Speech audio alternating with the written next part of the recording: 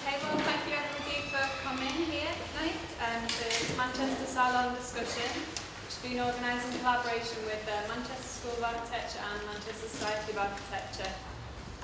Thanks for use of the venue for Manchester School of Architecture. If everybody could just make sure that your mobile phones are turned off, that'd be great, or to silent. I'm Jane Leach, I'm an architect and I own my own practice, iArchitect. I've been briefed to be as argumentative and provocative as possible, so I'll do my best. And the idea is this is a really interactive discussion, so we're going to have 7 minutes each opening remarks from each of the speakers here tonight, and then we're going to open it up to the floor for you to ask questions, answer questions, or make comments of your own. So we've got 4 really interesting speakers here who are going to provoke their discussion on the topic of modernisation, development and conservation.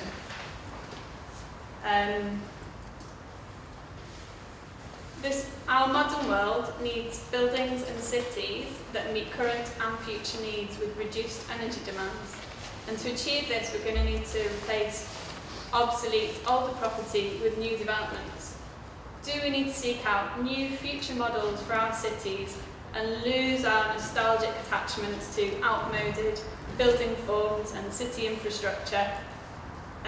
Similar to Dr. Dominic Standish, he's our 4th speaker here tonight. He's made a lot of proposals for Venice in his book that he's written called Venice, an Environmental Peril, Myth and Reality. Dominic is an academic. He lectures for the University of Iowa in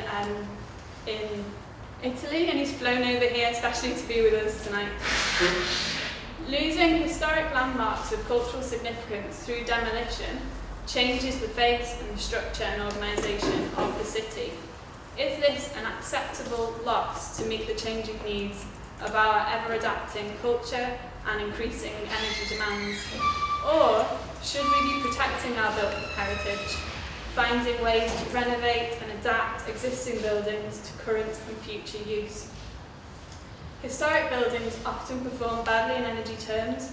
Along with climate change, we need to accept that gas and oil are commodities that are non-renewable and rapidly running out, and they're forcing us to make compromises with retaining existing buildings, maybe changing the way they look to make them more energy efficient. Should we go a step further? Demolish them. Replace them with more efficient buildings that are designed for our current and anticipated needs. Technological adaptations of existing buildings and their repurposing has been the focus of our 2nd speaker's early work in her studies of Methodist Central Halls. Dr. Connelly is a researcher at the School of Environment and Development at the University of Manchester. In my own practice as an architect, this debate has great significance. I'm a Green Register listed eco-refurbisher. I've got experience of working with listed buildings, extending, converting, sometimes replicating historic styles to meet conservation requirements, designing modern buildings that are sensitive to historic surroundings, and buildings to strict sustainability requirements like BREEAM are not just issues of theory, but they affect every practicing architect.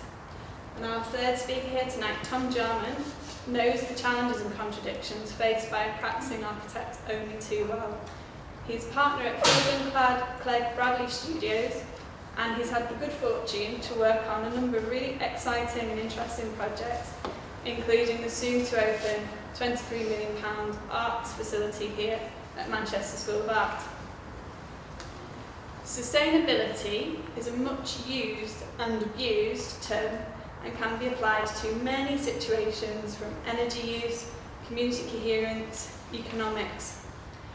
As architects, perhaps our scope of influence over sustainability is restricted to the use of energy in our buildings, new or old. Apart from the myriad of material and energy generating technologies, etc., which can be selected, sometimes it's unclear if it's more sustainable to retain the embodied energy of existing buildings by preserving them and reusing them rather than demolishing. This dilemma may be cleared up by our first speaker here tonight, architect Alex Solk. Alex is the sustainability team leader for Shepherd Robson in the north. He seeks to apply sustainability principles across all sectors of practice projects and carries out research into sustainability. We can start with you, Alex. Okay, thanks very much for the introduction. I'm going to talk about low carbon development, and I've just picked the topic to sort of tie in with what we're doing UK versus the rest of the world.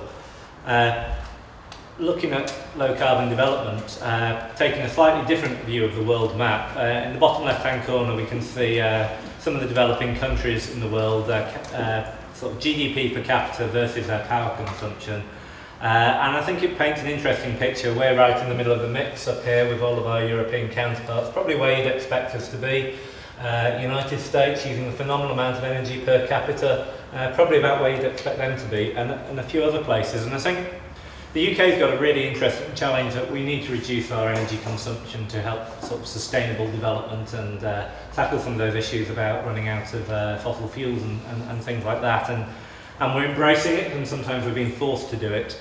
There's a lot of views about where that could go. I think these are fantastic images we saw about a year and a half ago from James Chellerton about when Manchester's temperatures raised sort of 10 degrees over the next 100 years or so. Some people think it's going to be like Nice. Some people think that'll be the end of civilization in Manchester as we know it, with various apocalyptic scenarios and deaths, and perhaps these are all a little bit too dramatic, but it paints a picture of where we might be if we don't do something about it. What I actually think is we are doing something about it in the UK. We've got a lot of targets which are at the top of this list. Some of them have been watered down, some of the dates have been extended, but there are some targets for us to do something about problems that we're creating. There are in the middle of the list the tools, which are the sticks and carrots of various different bits of legislation, the CRC and things like that, which are taking us along the journey of getting there. And we've got some sort of notion about zero carbon buildings, which is potentially in the next 4, 5, 6 years. So I think there's lots of incremental things that in the UK we are doing. Our buildings are getting 5% more efficient every time a new set of building regulations come out. We are on some sort of journey to get us somewhere lower down on that graph that I showed earlier. And we've got some fantastic designers, constructors, clients in our country who are commissioning things like, these are all Shepherd Robson buildings. This is the UK's first zero carbon code level 6 home. It's 5 years old now. We did this in about 97, 98.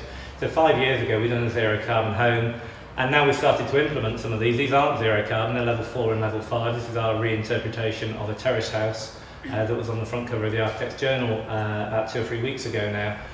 So I think the UK are really sort of strongly along the path across a whole range of building typologies. Again, another Shepherd Robson building, which is at Lancaster University, which is the first BREEAM outstanding university building in the UK. At the time we built it, the highest ever BREEAM score. So I think there's a fantastic amount of knowledge, and we're really well on our way on a journey. But not everybody is.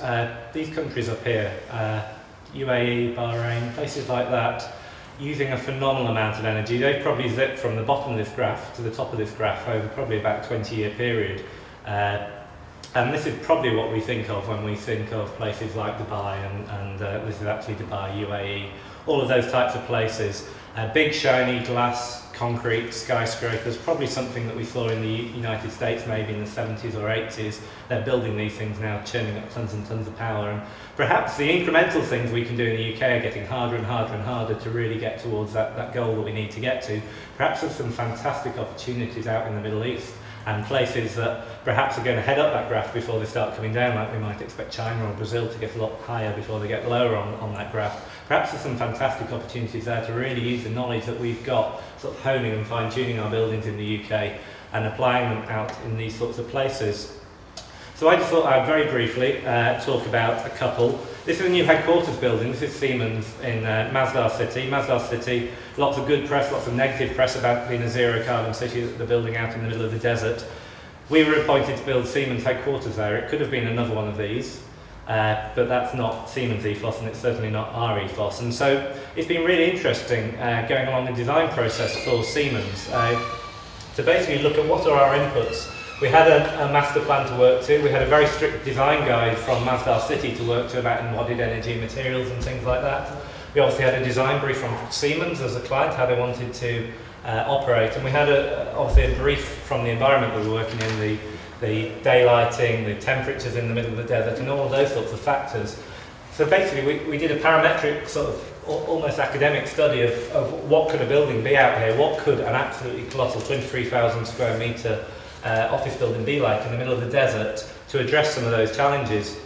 And taking all those parameters, looking at various different things of building form, shading, daylight penetration and stuff like that, to look at how we could best arrange the building, going to sort of the minutiae of how could we achieve the floor area, insert cores into the building so that we could achieve the daylighting criteria, etc, etc, etc, and giving all of those scores to see how we could get to the most environmental solution in the middle of the desert, refining those down into less and less options, test fitting those on the client's requirements, then looking at what we're doing with the atrium. Are we using it for daylight penetration? Are we using it for thermal store? Are we using it to ventilate the building? So basically chucking in every parameter we possibly can to see what it chucks out at the other side, to see what you could actually do in the middle of the desert, perhaps without changing the behaviour of people who work in offices. So we expect them to sit there in suits and ties and things like that. We're not asking people to modify behaviour. We're looking to address that as one of the input parameters to see what the output parameter is. From wind catchers, wind modelling of the site, doing the same for daylighting and overheating, leading through to sort of an integrated strategy, taking all those parameters, what could we create as a building to address all of those different aspects. Same on the facade, sticking all the parameters for the facade into a computer model, seeing what sort of shading we need to do to provide optimal shading, optimal daylighting, and all of that sort of thing. I've got 30 seconds left, which is perfect, because I've only got 30 seconds left to say. So delivering a building that looked like this about December time. It's going to be complete in about a month or so's time. So I think that's a really interesting sort of, this is where we can make a massive step change, 46% reduction in energy consumption compared to those glass towers in the desert we saw a minute ago. And just to wrap up, applying that to another typology out in the middle of the desert to a school. How could a school operate differently? How can we get kids outside in 50-degree heat and still be shaded and still be ventilated and have a really pleasant environment? So that's what I wanted to sort of start a discussion with. Well, as was mentioned, when I did my PhD research, I was looking at Victorian set of buildings. It's a particular building type, Methodist Central Halls. They were churches. But they also functioned as public space, lots of social work activities, and they also had shops along the front entrance.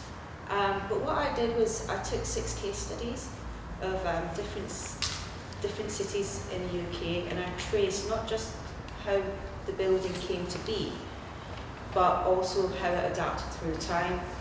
And across those 6 different cities, one in Manchester, one in Liverpool, Bristol, they all had very different fates.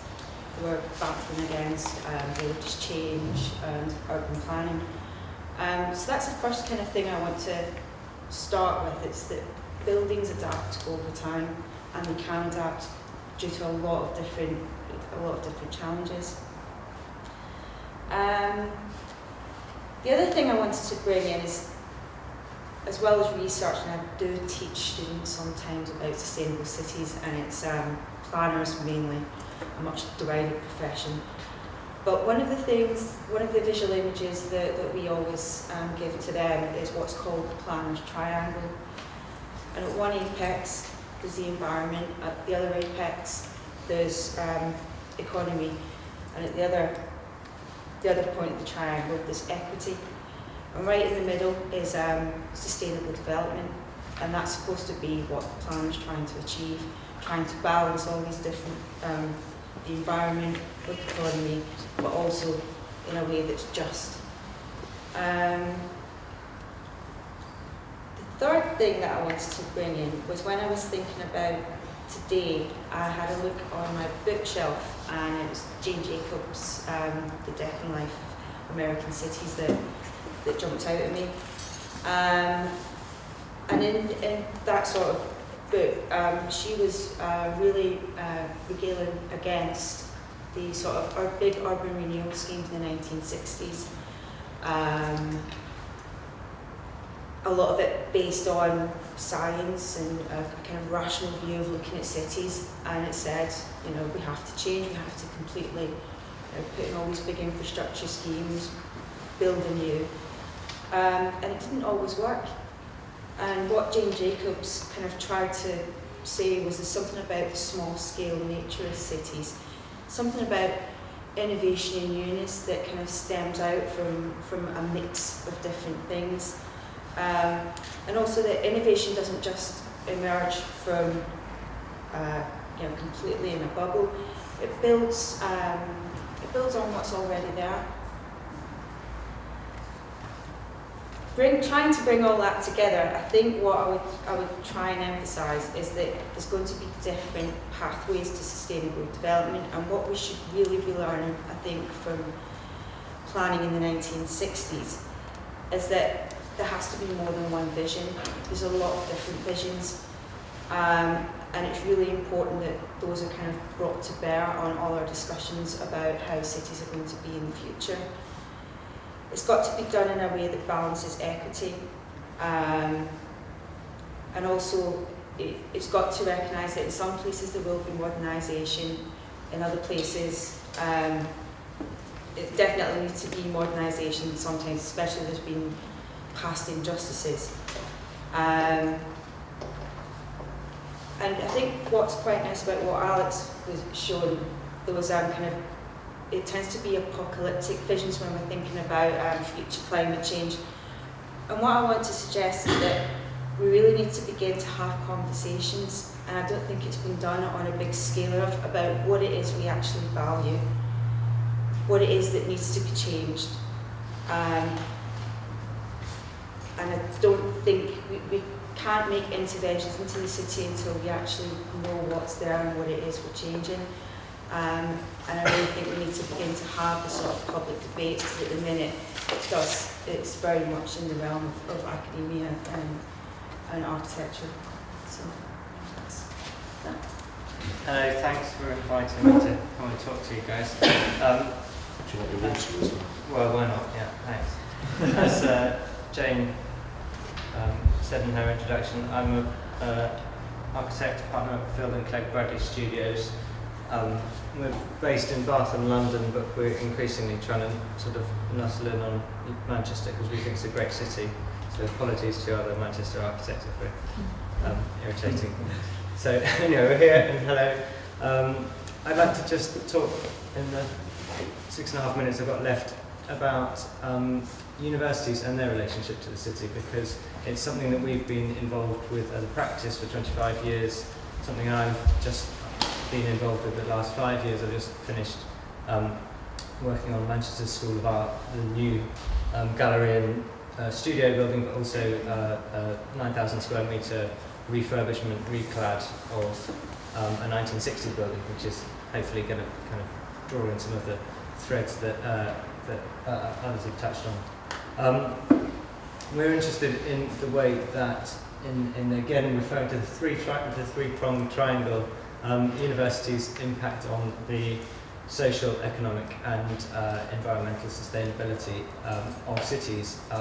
Certainly the social sustainability, I think, is becoming increasingly relevant as we move from manufacturing-based models to service-based and knowledge-based models, and actually look at the demographic of our cities and the fact that we're now seeing student populations reaching 10%, 15% of the total populations of cities, and actually the engendered knowledge and innovation that comes out of bringing a very highly educated population into maturity is fantastically important to the future vitality of cities. So we're interested in the social impact as well as the environmental impact of building in cities.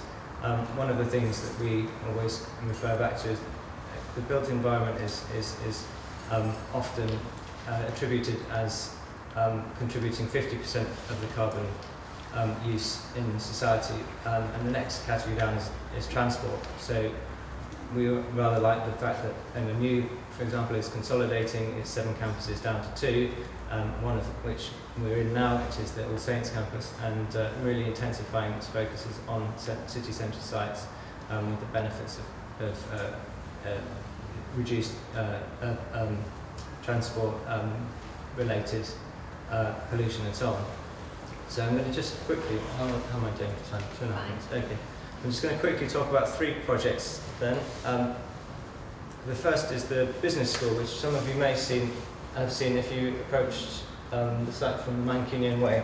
It's a new 24,000 square metre project for Manchester Metropolitan University, and it's based on a model that we were really very interested in of exchanges, so knowledge exchange, information exchange, but also economic exchanges. And these are sort of city building models that have been around for an awfully long time, and we felt that there was quite a lot to be learnt from their character and their qualities. So this, apologies if you haven't seen the building, but it's the big shiny one you pass on the Mancunian Way on the way in. This is the diagram that really started the conversation with the university around what it is to make a big, bold, deep plan building that works incredibly hard on an environmental level to provide an internal environment which is all about fostering cross-fertilisation of ideas, mixing of different academic and economic groups, and all of those things coming together in a big kind of melting pot type environment. So there's the kind of social aspect of it, but there's also the environmental story. So to that end, we developed a scheme which was all about becoming a collector, so actually harvesting the sun, so it's got a big PV array, using ground coupled heat pumps, so that you get the cooling in a very, very low energy way, and actually using as many techniques as we could to actually develop a scheme that was as low carbon as we could possibly achieve. So just looking again at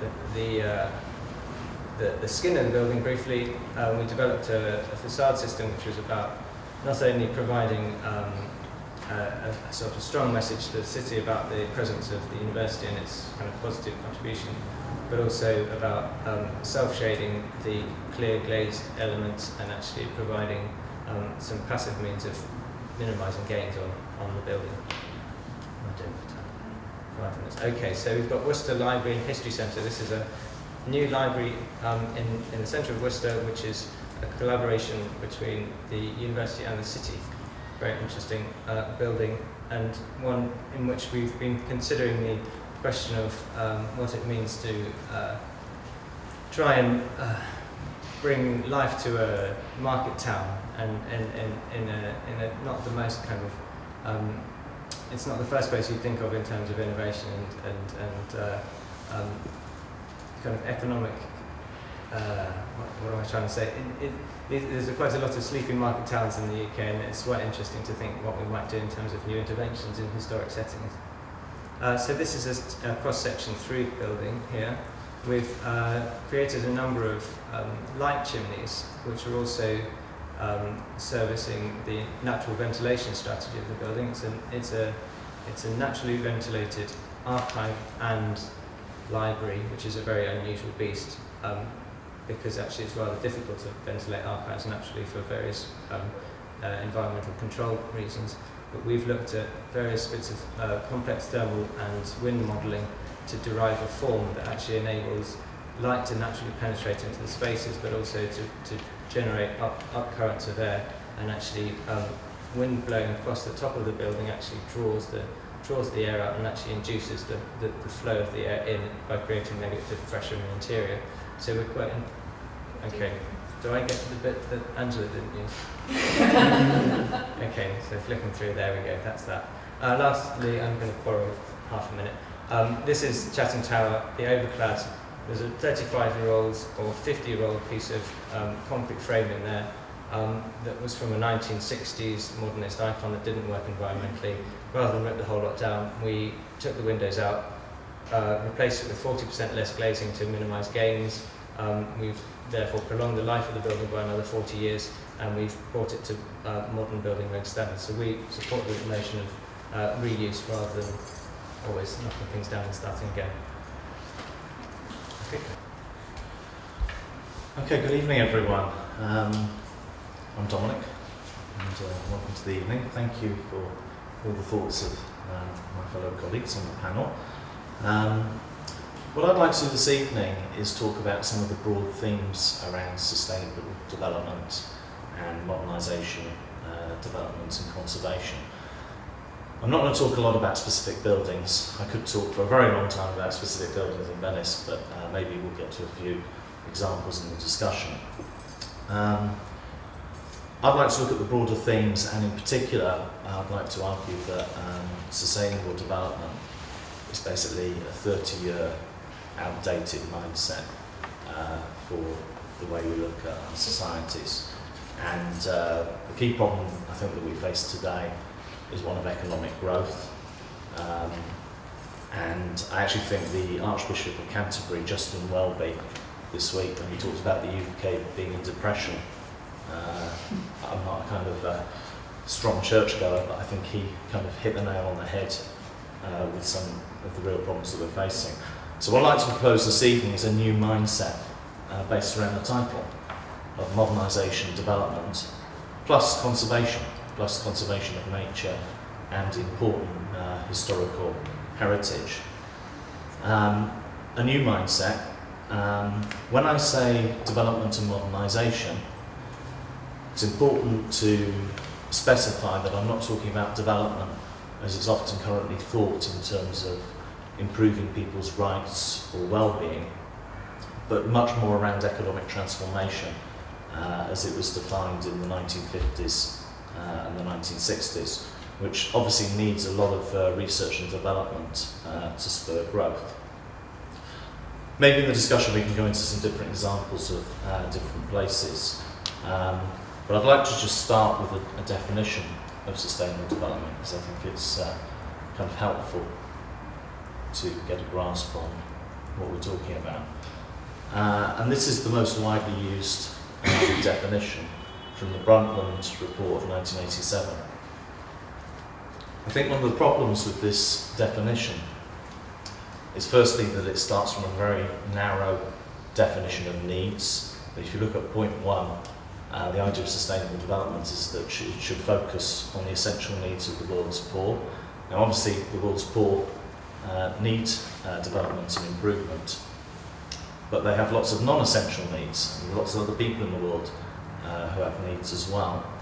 And I also think that the concept of sustainable development is based around the idea that we should sustain our current world for future generations. Yet we don't really know what future generations will want and what problems they will face. If we just think back 25 years, we couldn't conceive of our internet world and the world that we live in and the problems that we face today. So I don't think it's really useful to kind of start from the future and work back.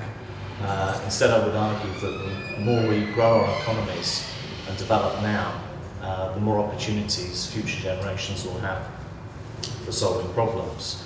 Now, as it happens, the concept of sustainable development, as defined in the Brundtland report, tends to apply to 3 different areas: mitigation of climate change, adaptation to climate change, and geoengineering. And it generally tends to be the case, as a lot of the comments that have been made here this evening, that people tend to focus a lot on the questions of climate change. So I'm going to choose to focus on that and how it's relevant here. Which we can see from the 1992 Rio Earth Summit and the implementation of Agenda 21 local initiatives, that was really fundamental in the way that cities have been managed since. So I'm not arguing here, by the way, that global warming isn't happening. It is definitely happening, but I would argue that it's a very small problem, and to concentrate on constraining development and mitigating climate change is a huge mistake, given that I think that growth is the key problem. If we look at the actual facts, we have to rely on the IPCC, despite lots of problems with its data and the fact that it has pushed a fairly alarmist global warming agenda. So I'm going to use a little data from the 2007 fourth assessment report. Unfortunately, the new report's not going to be out to 2013-14, so we're not able to use that yet. And the IPCC identified that between 1906 and 2005, the global temperature increased by 0.7 degrees centigrade, which is an increase. And that's why I say, yes, global warming is happening, but there isn't much global warming. I also agree with a lot of the IPCC's conclusions that man-made CO2 is one of the contributors to that warming, although we don't know the extent of that. And actually, if we look at what's happened in the last decade, I think it tells us that there are a lot of unknowns here. In the last decade, we know from the UK Met Office that global world temperatures have been static. We also know that levels of carbon dioxide production have fallen, particularly since the 2008-2009 recession, partly as a weakening of economic growth, especially in the EU, and particularly in the US, which appears to be largely due to fracking gas instead of using coal so much. But the actual causes of these static temperatures are actually quite unclear. And if you just think about it, there's a time lag there, that the fall in CO2 production is actually quite recent, and yet temperatures have been static over the last decade. So I think this means that concentrating on restricting growth through mitigation makes even less sense. Yet we still seem to be dominated by this mindset of sustainability. I do accept that it is desirable to reduce CO2 levels because they do contribute towards warming. But I would argue, maybe a little differently from some of the people here, that should be done through decarbonising energy supply rather than attempting to reduce demand. I'd like to refer you to some data from the IPCC here. This is from the 2007 IPCC report, and this graph shows the growth in CO2, and it shows the different sources of growth. And we can see on this graph, particularly if you look at the red line and the black line, that overwhelmingly the primary sectors that contribute to CO2 growth are electricity plants and road transport. It's interesting, particularly, we look at international flying, it doesn't add much in terms of CO2. Residential and service sectors, pretty static overall, but maybe a slight rise here and there. So therefore, if we do want to reduce CO2, we can see that primarily it's in the area of energy supply and decarbonising that, and also in road transport.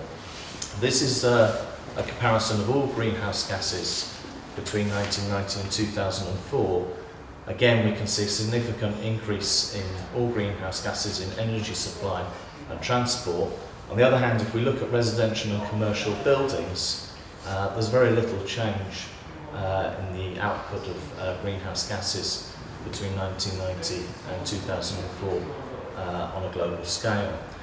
So, I would argue that when we bring it down to the level of countries and the levels of cities, that by all means we can look at buildings and having more efficient buildings. But essentially that's looking at the demand side of reducing CO2.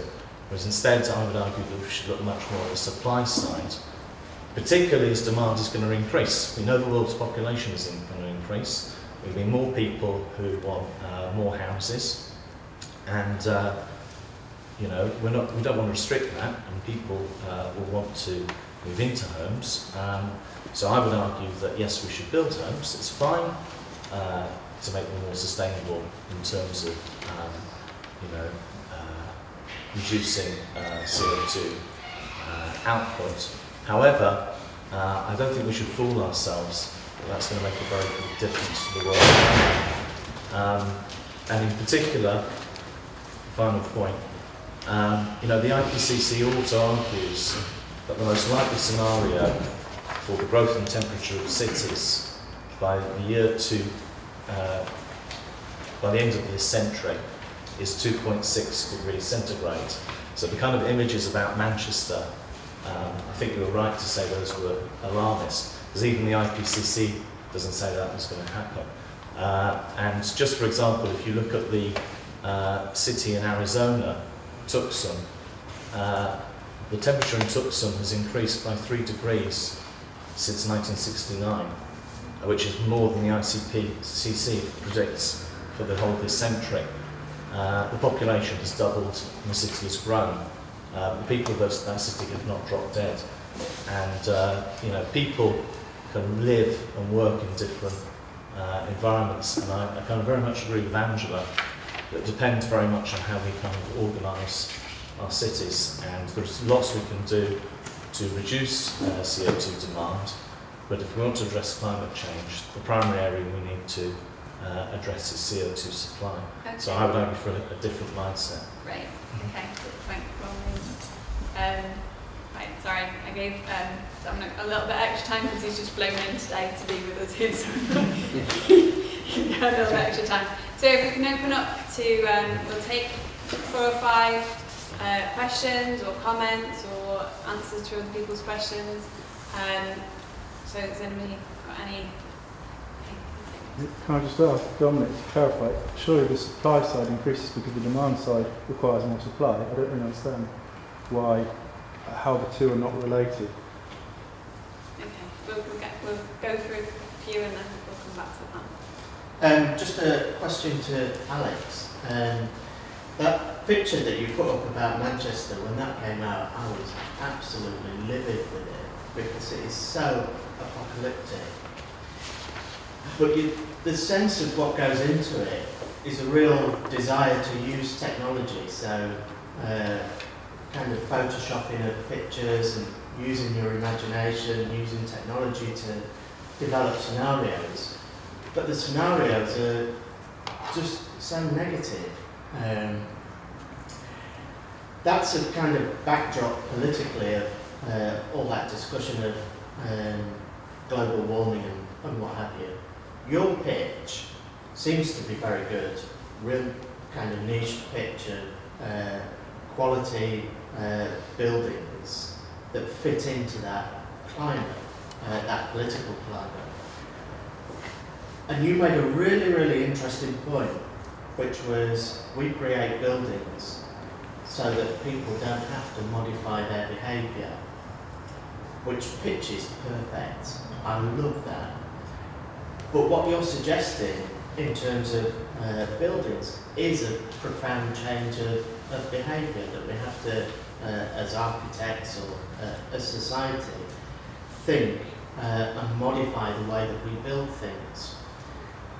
So it's kind of a tension point. Is the pitch that you make about not modifying behaviour, will do it for you in the buildings, a kind of niche marketing thing? Or are you really saying that society does have to overall modify its behaviour profoundly and change the whole building process? Because that, although you kind of focus in on the people in the office as not changing their behaviour, your pitch is a much broader one that as society we really do have to modify our behaviour. So can you kind of elaborate where you think that goes? Yeah, it's just for Dominic really. It's again the restricted supply sort of thing. And I just wondered how you actually get at least the big 6 energy companies to sort of, because that's their profit. So I'm interested in that side really. Any more? No? Okay. Or should we go to Dominic on those two first? Okay, well, both those questions actually are relevant to supply orientated slide I prepared here, which is from Italy, where I live and love and hate. I think the first question that was asked here, we know that demand will increase because societies, even with low levels of growth, change and develop. But we also know that demand will increase because population is projected to increase significantly during the century. So demand is definitely going to go up. So the question for me is, how can we meet that demand in a way that doesn't increase CO2 significantly? Despite the failure of the Kyoto Protocol, according to the European Commission 2009 directive, all member states of the EU need to reduce their carbon emissions, and by 2020 have to have 20% of their energy sourced from renewable sources. So this is very relevant to your question about the energy companies, because there is a legal framework there that is driving the policies of countries. I think you can see it in the UK Climate Change Act, and you can also see it in Italy. So Italy is quite interesting in this respect, because Italy has poured billions of euros into subsidising renewable energy, having cancelled nuclear energy. Italy is the only G8 country that does not have nuclear energy. So you can see from behind me, Italy has poured billions of euros successively in 2008, 2010, 2011 into the sustainable energy market, officially to mitigate against the growth of carbon and meet that projected aim of sourcing 20% from renewable sources. Now I would argue it's taken a huge amount of money and has made very, very little difference. So you can see that in that period, for example, 2009, 23.7% of Italian electricity came from renewable sources. In 2011, that had gone up to 26%, despite massive investment of resources. Most of that money went to solar installations. Where solar installations have been large scale, I think that's been efficient and that's been productive. But unfortunately, most of that has gone to small scale solar installations. People basically getting given money by the state and also by Europe to put solar panels on their houses and on their factories that produce almost no electricity whatsoever. So you can see that by January 2012 we had over 5 billion euros invested in the solar market, providing subsidies to people. I'd like to add here that that money has been, 80% of that money has been met through consumer electricity bills. Now what that means in reality is that most people's electricity bills have gone up, and Italians pay the highest electricity bills in the whole of Europe. The people who buy solar panels receive the subsidy for the solar panel, and they can sell back unused electricity to the grid through a FIT incentive. So basically people who can afford to buy a solar panel end up paying lower electricity bills, and they're subsidised by the other people, often poorer people who do not have the money to set up solar panels. They are subsidised, and of course the people who own energy companies, in particular solar panel companies, benefit too and have really been enriched by this process. My final point, I think that there are many advantages to renewable energy, but in Italy 4 times as much renewable energy is produced by hydropower than by solar, despite all this investment. So the problem we have is, a huge amount of resources is being invested in types of energy that are not addressing this problem of reducing carbon.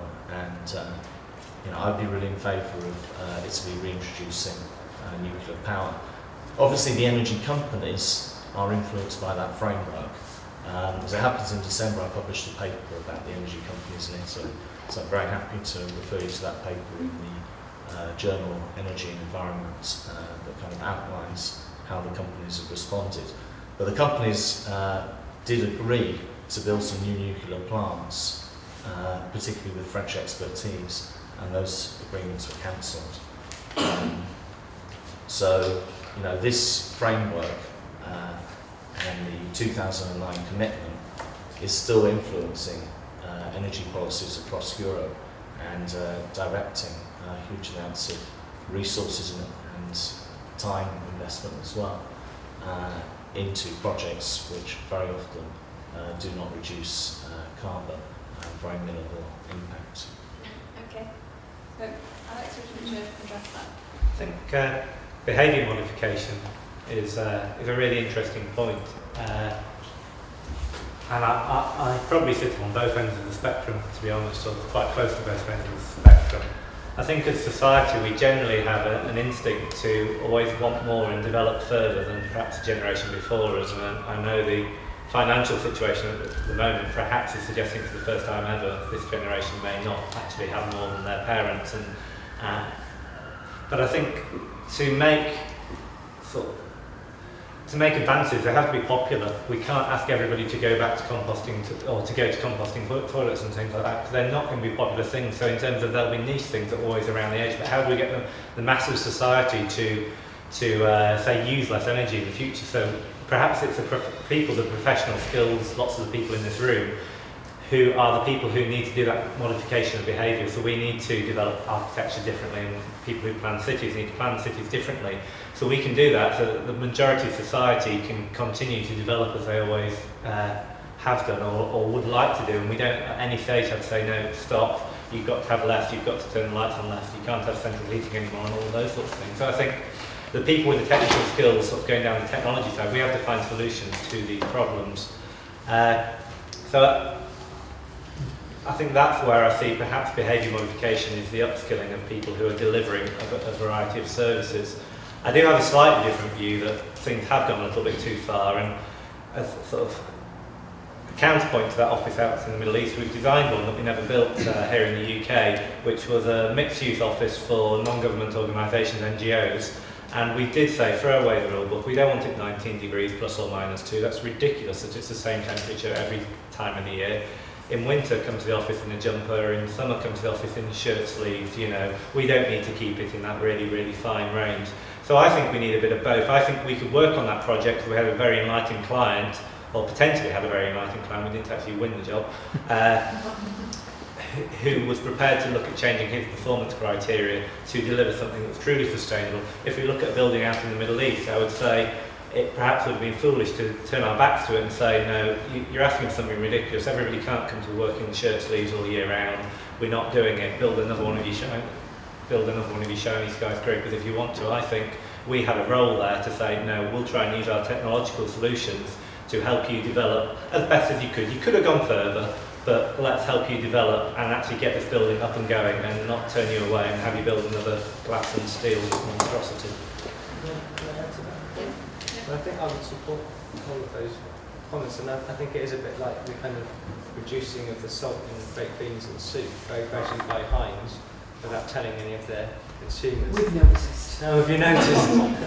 It's one of those things that sort of Daddy knows best, and it's a bit slightly worrying, but we also expanded the comfort range on the art school just by a couple of degrees up and a couple of degrees down, and we also got the air in slightly more slowly so that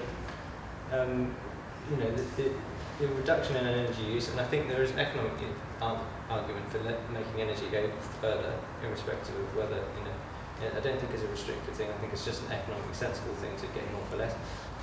So I think what's happened is, in the built environment, we've got these normative guidelines that were developed through the 20th century, which were very precise and refined about, what you can do with electricity and what you can do to very finely tune environments. Now, if those of us who live in older houses will know that you don't necessarily need the 200 lux across the entire floor area to have a comfortable living space, and if you want to read a book you maybe sit near the window, and if you want to watch telly then you don't need all the other lights on. So I think there are behavioural tweaks which aren't really that serious, and actually they're not really a massive imposition, because actually only a couple of generations before us it was probably more normal there. So maybe the second half of the 20th century was the anomaly in the behaviour. Just on that idea of behaviour, I did a study with somebody else, and we looked at a group of office workers in a 1960s office block, and a group of workers in a turn of the century building, very big building, very inefficient, very often the heating wasn't working, and people were more likely to adapt their behaviour, and you kind of put up with the poor working environment because they liked the building and they liked working there. And so I heard of tales of people sitting with coats and things on, and they just said, yeah, but we like working here and we don't want to move. So I think there's an awful lot of focus on new. I think people are willing to tolerate a lot more than what we think they are. Okay, we're not to. I'm just one of the things that I've come up is in my life as an architect and thinking about progress and development. When I studied architecture in the 1990s, I learned about Le Corbusier and his vision of tomorrow, and I'm trying to contrast how we thought about development and the future of cities a few years ago towards a lot of the environmental arguments for sustainability talk about limiting and reducing the impact of development. When you submit a planning application, you have to do an impact assessment, and through the planning process it's very much encouraged that you should show that how your development doesn't make too bold an impact. But if we contrast that to, say, the modern movement, it was all about how can we rebuild society, and I'm a bit concerned that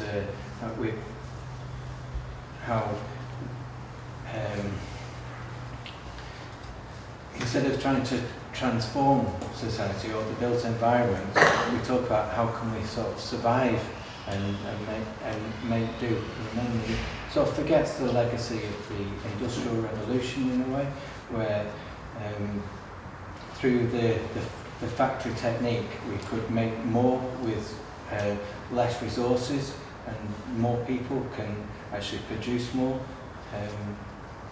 I'm losing my plot a bit. I think I better read it. Well, my question is about progress and our view of progress now.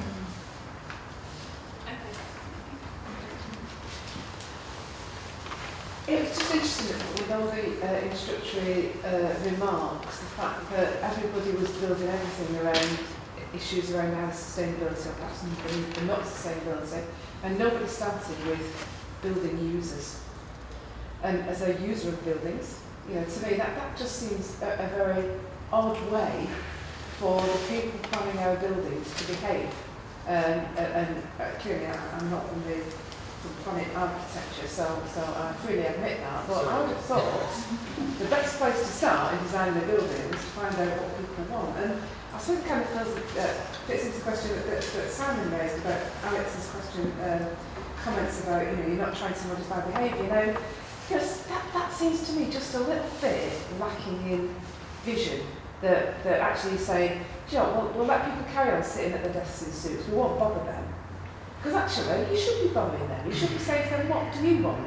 And then actually we can make their lives better. I kind of aspire to a bit more than just sitting in a desk in a suit in the way that I'm after in the 1960s. And if we can design buildings that make that experience of work better, then surely that's what we should be doing, not thinking about sustainability all the time. And actually, Alex, I think you are a bit better than that, because a lot of things that actually both you and Tom said about things like, you know, natural light, those are things that we as building users love.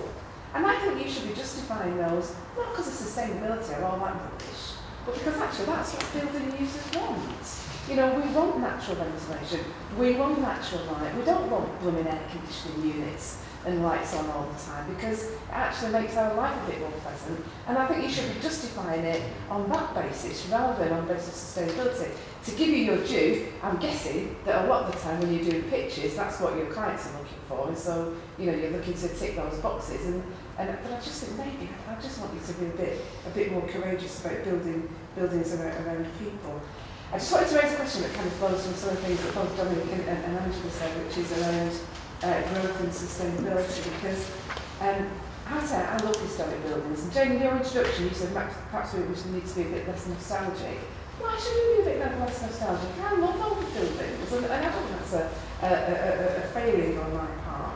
But I think both the growth agenda and the sustainability agenda would actually say knock all those old buildings down and let's start again. And I would want to do that, you know, because I love the iron and steel monstrosities, as you call them, as well. You know, I think some of those are great and inspiring buildings, and I think there's room for both. But is there a bit of a tension between what you're saying and perhaps a kind of human desire to understand and profit from seeing the way that progress has been made through the centuries?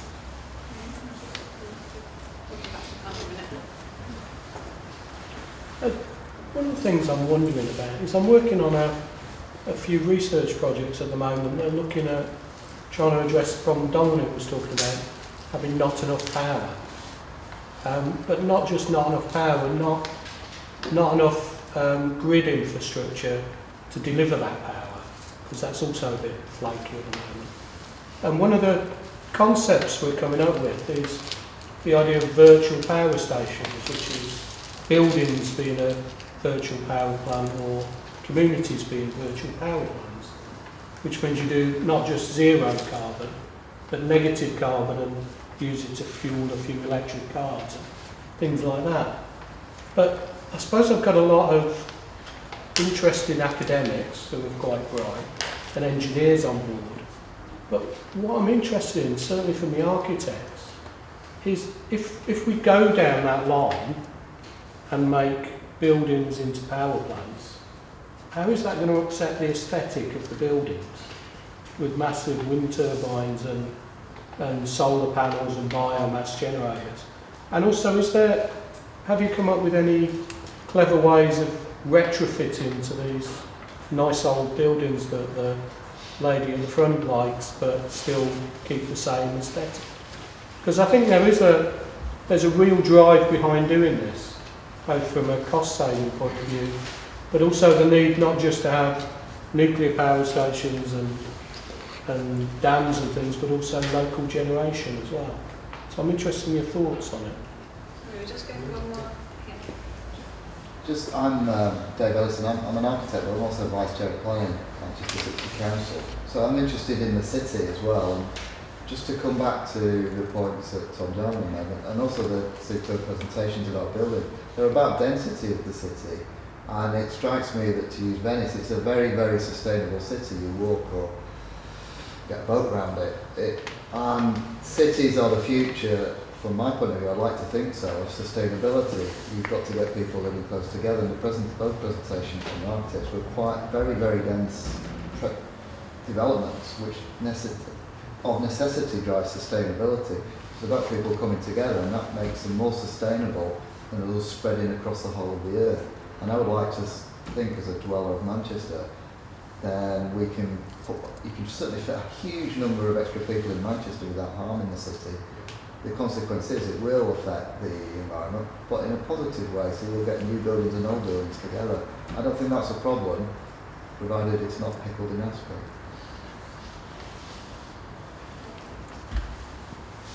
stop joking. Don't mind? Yeah, okay. Well, I'll come to Dave's point first, if I may. I mean, I think there is lots that can be done in cities to improve the environment, even as they get denser. You know, I think it's important that you know, more trees are grown in cities. I think it's important that water is created in cities. If you look at the temperature around the River Thames, it's significantly lower than further into the built-up areas. There are other things we can do in cities to reduce the heat of cities as they grow, like kind of looking at what they do in Greece and painting their houses white and reflecting heat and things. So I'm not an urban planner, but I think that there are lots of things that we can do in cities to lower the temperature. You know, fine, I'm not against doing all that. But as I say, my emphasis is much more on the supply side. However, I would like to make a few points and maybe give some examples about buildings from Venice, because I didn't have time in my introduction, which refers to some of the points here. Firstly, in response to Mark's question, I think there are actually a lot of examples around the world of real development and transformation going on at the moment. You know, I've been quite excited by the Liverpool Waters redevelopment, which I know UNESCO has kind of criticised and said that Liverpool might lose its kind of status as a UNESCO site, and it's put it on the endangered list. But you know, the creation of 9,000 apartments, hundreds of offices, hotels, a new cruise terminal on what are 60 acres of derelict dockland, I think is a very, very positive development. And similarly, you know, you can look at Istanbul, where incredible development and regeneration is going on at the moment. 31 skyscrapers are under construction in Istanbul as we speak, which is more than double the number under construction in Moscow. And a lot of that is real improvement in the building infrastructure, particularly in reaction to the earthquake that killed 644 people. You know, again, I think there are examples of transformation and development going on. So I'll give a couple of examples from Venice, and I think this comes back also to Hillary's question. This is a proposed building on the edge of Venice, which has been designed by Pierre Cardin, and is currently on the back burner because a lot of environmentalists have reacted against it, and UNESCO criticised it. So it's now undergoing that environmental impact assessment. And I'd like to emphasise this is not on St Mark's Square. This is on the edge of Venice. In fact, I've got a map for you, so I can show you where it is. It's basically here, where my little pointer was moved. So it's outside the city, and this is a building which, as it happens, has endorsed various sustainable criteria for its heating system, etc. But it's a great opportunity to develop hotels, shops, a conference centre, an educational facility, but has been opposed by a lot of environmentalists and bodies like UNESCO. And here outside Venice, there are lots of opportunities for building hotels and development that have also been opposed by environmentalists. In the city itself, I think you're right, Dave, in the way you describe it, that is characterised as an emblem of sustainability. But the way Venice has been managed is around kind of sustainability in the centre here, and development has only been allowed on the outskirts. The problem is that the opposition to development on these outskirts areas increases the pressures on some of the ancient buildings in the centre.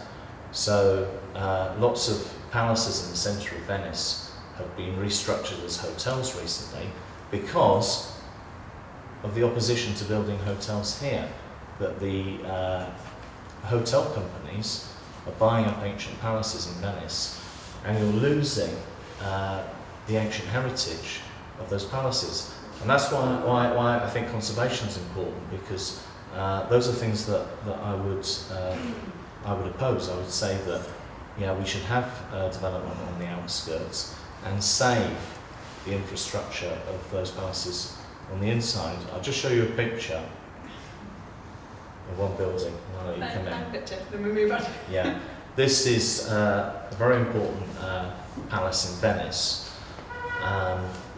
that used to have Titian and Tintoretto pictures in it. It then became the post office in Venice in the 1930s. It was a German trading post, a really important part of Venice's heritage that I think should maybe be turned into an art gallery or changed in some way that does not lose its historical heritage. This is what the architect Rem Koolhaas has proposed to do with that building, which is to turn it into a shopping mall.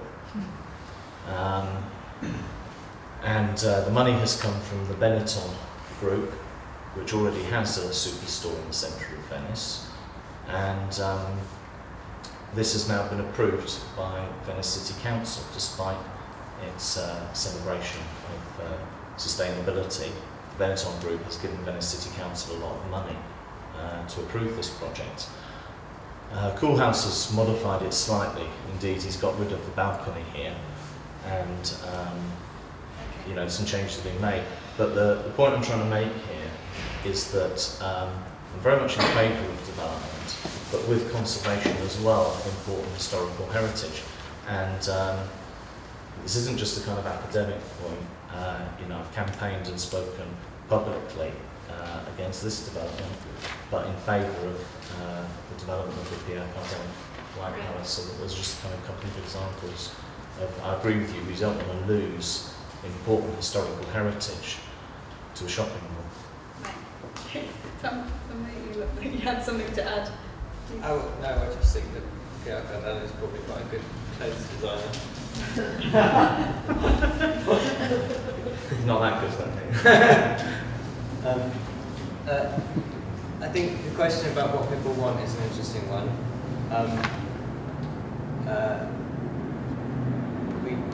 I think it's fine, and I don't think anyone wants to be told what they can have and what they should want. We all want what we really want, not what people tell us we ought to have. We do often start there. I mean, we do have a lot of conversations with building users, but when it comes to the sort of macro level description, we end up defaulting to environmental diagrams when we feel like we should talk about sustainability. So apologies for that approach, but we do start with the user perspective firmly in mind. And to that end, I would invite you to go and have a wander around the art school, which is basically all about getting all the people into the open together so they can look at what each different discipline is doing and learn from the others, and maybe find something about their own work that they haven't sort of thought about before. So yes, you're absolutely right. We should always start from use, and that's what Peter Zumthor, one of the greatest living architects, often says. And so yes, you've clearly got the right ideas there. I think the point about saying nostalgia is good, sustainability would say knock it down. I would be slightly reticent about that as a statement. I think it's too simplistic and not. It's very difficult to talk around these things without alluding to specific examples, because I think often these things are much more complex and multifaceted than that. It's really horses for courses. We've just done some field barn interventions in Yorkshire, where we've just put these CLT internal structures into field barns, and actually it's just about promoting tourism and getting some money into the economy without ruining the view, because we all like a view, and actually we wanted a demountable structure that could go into these field barns to enable people to occupy them. So I think one can be economically pragmatic and progressive, somewhere in the middle, not too far to the left or the right. I think you can support economic growth and sustainability. I think what we're doing here, which is slightly risky, is setting up oppositions that don't necessarily exist. I think there are a lot of both and answers to these questions, and if we were being a little bit more precise with what we were saying, then we could probably find a contradictions aren't necessarily as clear as we might be suggesting.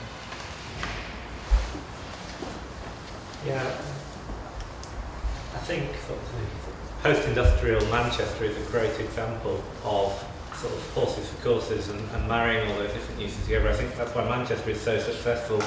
Manchester got off relatively lightly during the Second World War. We've got some fantastic old buildings. And you compare it to perhaps some of the other cities in the UK who didn't get off so lightly, that have more challenging town centres. You either love or hate what they did in the 60s. And Manchester's got such a rich tapestry. We're reusing all the mills for living, but they used to have a previous function as in the cotton industry. And I think knocking a few down and putting some new buildings in between, that rich tapestry is what we need. It's the nearest building to here. Don't want to talk about your building, but we've got an art school, it's an old tower and a new building together. You know, what could be a better example of, we need something new that's fit for purpose, that creates big new studios. We need to reuse that existing building for the purposes that have been put in there. Well, you know, what a great example of, this is what our development perhaps should be about, of marrying those two things. I live in a house that's 80, 90 years old. I probably wouldn't live in a new house, but what I've done to my house is not very much so far, I plan to, is as much as I possibly can to make it more environmentally sustainable. And there's got to be a real role for that, and I think there's plenty of demonstration projects out there. The stuff that the University of Salford are doing about how environmentally sustainable can you make an existing house is really, really interesting. We need a mix of all of it, and we need some of that stuff that I showed on the screen before, which was Barking Riverside, where we've built 200 or 300 new houses, because we need to, the population's expanding and things like that. So I think sort of the post-industrial Manchester, sort of the fabric of cities. I think the Siemens building I showed out in Abu Dhabi, in a brand new city, that poses a whole host of other different challenges. So horses for courses, depending on where it is. But as Tom has said, the user is at the heart of it. And I find it a little perverse. We have our environmental rating, BREEAM for buildings, that gives us a point if people can see out the window from their desk. It seems a bit first principles to me that if you can't see out of the window of your building, perhaps like some of the deep plan American skyscrapers where you can't see out from your little booth, it just seems perverse that we ever got into a position of building those sorts of things. I had a great experience a few years ago. I went in India and stayed with a family, and it was a poor person in a village, and their house was perfect. It was 50 degrees. I was completely comfortable. A big light shelves coming off all the windows. I had the windows on the right side of the building. I had lots of heavy materials to absorb all the heat, so they weren't reflecting all the heat back into the room. So I think sustainability, in some senses, is a badge we don't need. It's just common sense that perhaps before we had some of these issues, we were probably doing quite well a few years ago. Yeah, I agree very much with that idea about Manchester being a rich tapestry, and that's what makes it such a great city, because it's about people's memories, and it's not just about the buildings, it's how people kind of walk around the city. And if you start kind of pulling everything down and changing everything, it sort of starts altering how people experience living in a city. My only fear is that when I go to things and I hear about stuff about sustainability and climate change, and it's all sorts of scientific facts being pulled out, and that to me, and especially if you think of something like the fracking debate that's going on at the minute, a lot of it's based on either economic progress or very much a scientific debate. And it's, well, hang on a minute, this is going to change people's landscape. How are their memories and views actually brought into a policy making process? And that's kind of where I can't offer any solutions to that, but it's just, I think we need to start having those conversations. Okay. Take final comments and questions from the floor. Talking about the northern cities, it's one of the things that were built during a period of dynamism. They spoke about, these were often millennials and whatever, and such like, who built really odd villages like Port Sunlight, which is just a mishmash of architectural design from all over the place, and they're really odd. But I think that, I think it's good, I was surprised you made a comment earlier, I thought you was Dominic. Sorry. Wrong badges. Wrong. But, I think you both swatched. Identity crisis. But I wonder, I mean, you know, I come to Manchester, I see the buildings here, a lot of it, it's a far superior city to look at than Liverpool is. Even though Liverpool has its own impacts visual wars like St George's. All these things are built up in a time of a confident ruling class. And I wonder, one of the things that I haven't heard in the discussion at all is the word creativity. Or I might have missed it, but I mean, you know, I think this whole thing of making big statements, I mean, it is part of the architect's job to actually. We like doing it, we just don't like it. Bring that about. I think that's Well, I wonder if what the panel think of that. I mean, the whole idea of sustainability, keeping it small, not imposing on the environment or such like, is actually reflects more the debased thinking of our so-called betters, the ones who commission these buildings. You know, I mean, we've had a couple, well, we had one recently in London, the Shine, which is really impressive. I mean, it's fantastic, but, you know, it's, and it does make a statement, but that's a rarity. The only people that seem to do are out in the Arabs, and the new move on sort of thing. And it's just really impressive, but there's none of that there. I wonder if all this sort of talk about keeping it small is actually a fear of actually making a big statement and then we have to fulfil it, if that makes any sense. It does make sense. No, I'm going to get a few more and then we'll finish. I'm not picking on you, Alex. But you do. I'm a technologist, so I'm a massive fan of using technology.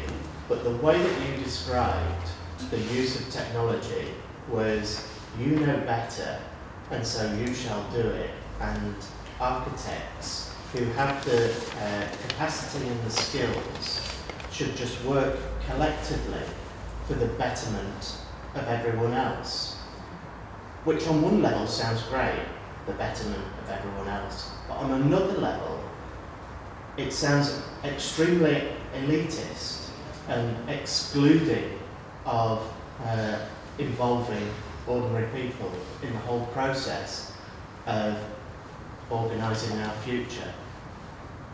So I'd like to put that kind of proposal to Angela, because you made a pitch at the beginning all about architecture and development having to fulfill a problem of equity. And there does seem to be, in my mind, an abdication of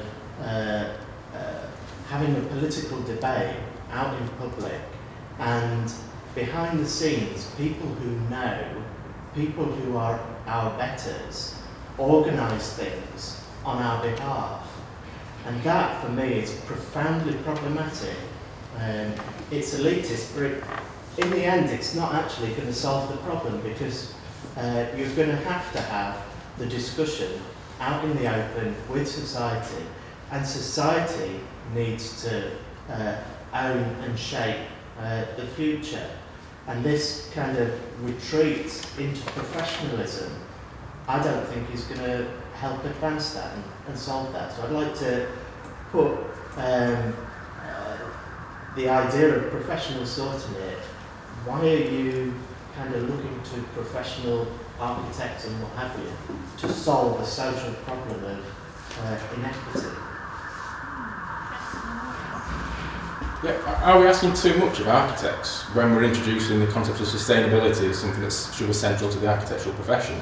Because isn't sustainability, like Dominic said, it brings up questions of energy supply, questions that have traditionally been dealt with through engineering. And if you think about the sort of problems that we've had to confront, they've all been resolved through engineering. The steam engine, dams, for our water supply, nuclear power for our energy supply, even solar panels for energy supply. All of these problems have been dealt with through engineering. Architecture has only been able to create nice buildings for people to work and play in and live in, is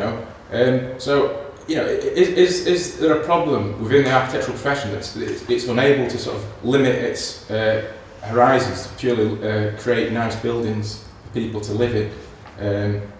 Is architecture trying to bite off more than it can chew?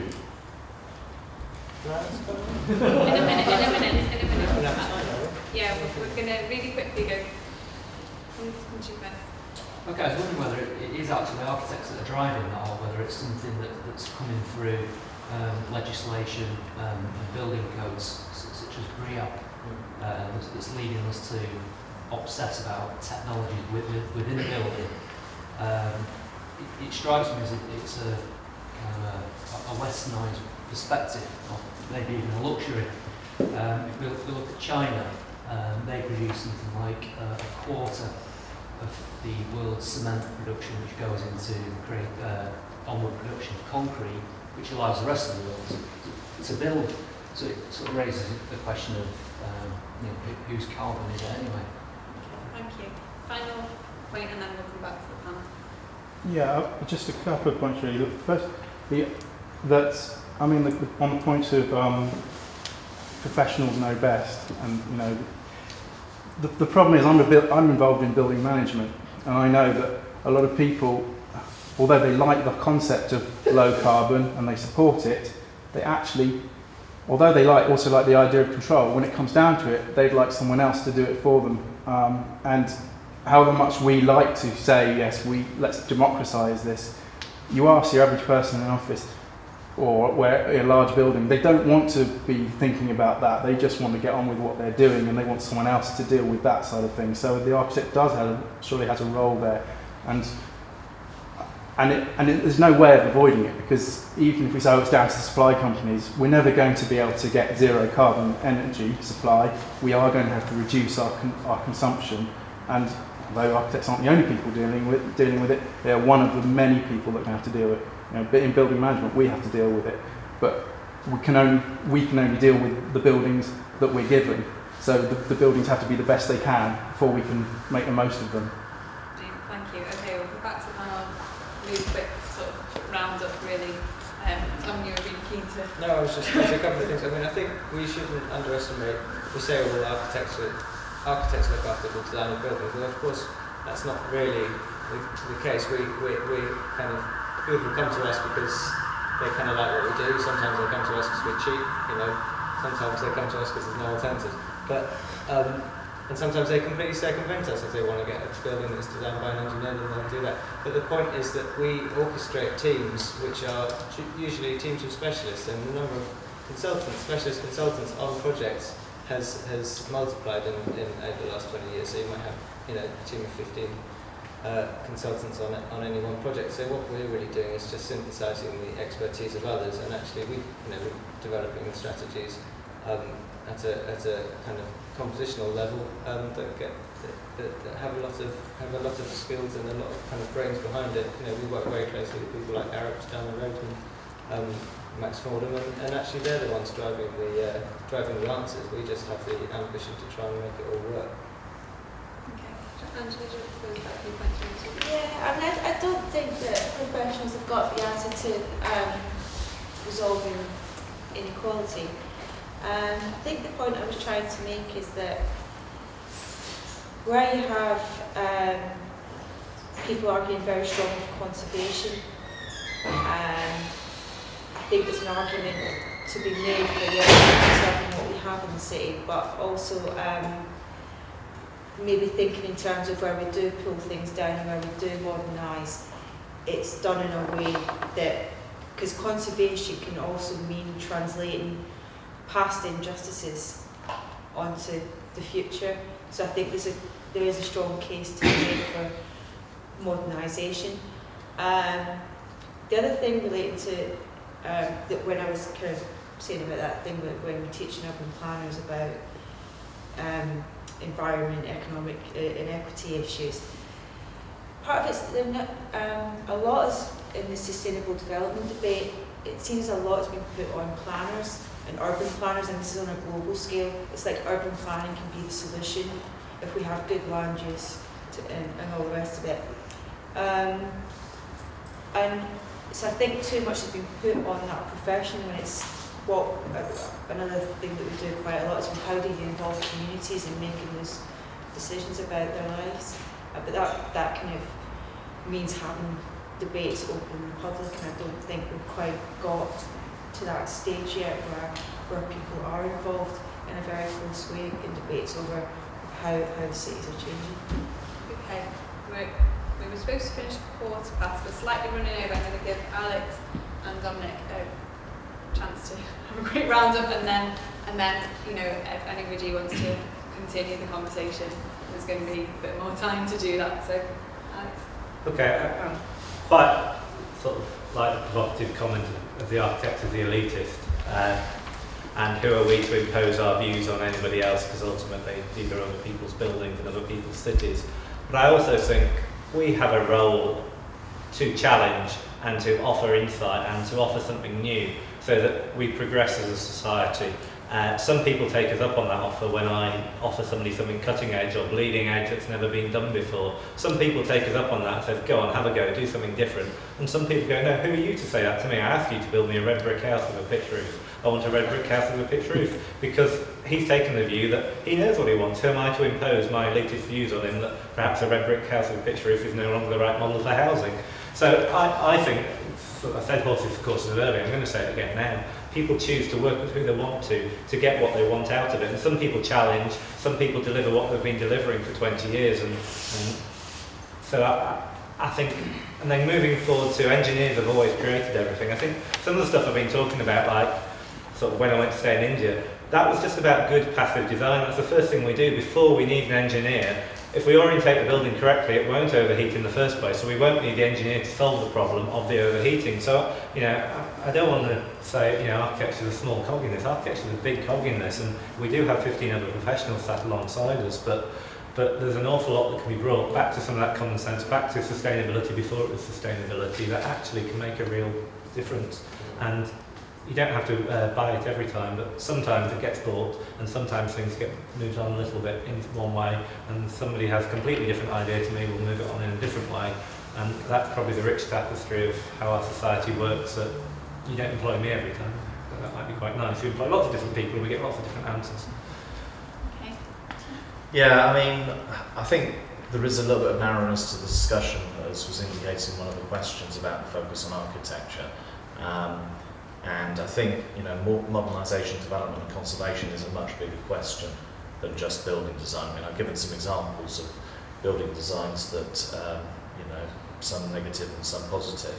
But it is a much bigger question than that. And I think that, if you go back to the points I made at the beginning, yes, you can do things to make buildings more sustainable, but the data shows that the buildings are not changing the building and making them more sustainable does not have a big impact on reducing carbon dioxide and will not make a big difference to our futures in terms of climate change. So I think fine do that, but we shouldn't kid ourselves, it's going to change the world. And we should also remember that climate change is not only driven by humans. 50 million years ago there was much more carbon dioxide and the world was much warmer. So it's still an area we don't really understand very well. I just want to give one final example about how this is a much bigger question. I enjoyed your comments about India, Alex, and it reminded me of when I was in Kenya a couple of years ago, and I was invited into somebody's house where, it was a hut where they were burning dung on a stove to keep warm and to cook. And we know that according to the World Health Organization, 1.5 million people in the year 2000 died from indoor smoke, and I didn't really want to spend very much time in that house. They kind of offered me some tea and everything, but I really wanted to get out of there. And we should remember that the Sustainable Development Agenda is arguing that coal plants shouldn't be built in third world countries to provide electricity that can replace you know, the burning of dung in people's houses. I was also in the Amazon in Brazil last year, and you know, we know that the Sustainable Development Agenda is also restricting the development of that area. And I was staying with a family who had 2 hours electricity a day from a local generator, and they were building pylons of electricity across to this village, and you could not believe how happy those people were about the way that's going to transform their lives, that you know, they can actually have a fridge, they can actually you know, kind of enjoy some heating when it does cool down. So I think we do need to realise that this is much bigger than kind of building design. A lot of people in the world are very poor and very hungry, and we desperately need development for those people and for the poor people, you know, in the UK and other people in the UK, so that our aspirations can grow and develop. You know, I think there's a real kind of false sense of security that the Archbishop of Canterbury touched upon last week. That, you know, we live in, or I guess most of you live in the UK, where you know, there's a kind of bubble waiting to burst, and you know, I think things unfortunately are going to get a lot worse. Okay, well that's a statement to end on. Yeah. I think we should all go and drown our sorrows in some wine. I just think we have to be honest about the challenges that are facing us. Okay, thanks very much. Thank you everybody for coming.